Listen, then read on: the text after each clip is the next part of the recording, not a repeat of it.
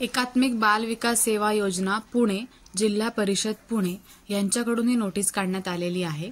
मुख्यमंत्री माझी लाडकी बहीण योजनेबाबत उपरोक्त विषयान्वये आपणास कळवण्यात येते की या कार्यालयाचे असे निदर्शनास आलेले आहे की मुख्यमंत्री माझी लाडकी बहीण योजनेबाबत समाज माध्यमाकडून रील्स, व्हिडिओद्वारे वेगळी माहिती प्रसारित करण्यात येत आहे।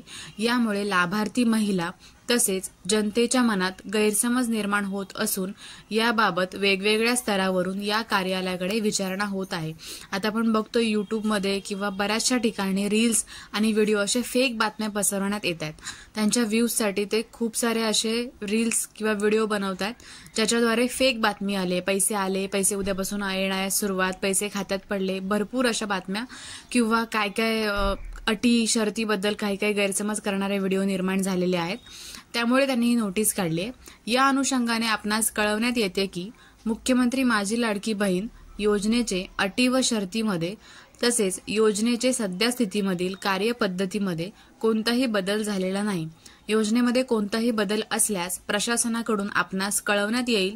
सदर योजनेसंदर्भात चुकीच्या बातम्यांमुळे लाभार्थी व जनतेच्या मनात कोणताही गैरसमज निर्माण होऊ नये याकरिता आपण आपले स्तरावरून तसेच अंगणवाडी सेविकांमार्फत या योजनेची सद्यस्थिती लाभार्थी व जनतेच्या निदर्शनास आणून द्यावी। जर कोणाला असं आढळलं तर ते त्यांच्या निदर्शनास आणून दिलेलं चालेल। तर प्रशासनाकडून काही असेल, पुढे काही बदल झाला तर नोटीसद्वारे कळवण्यात येईल।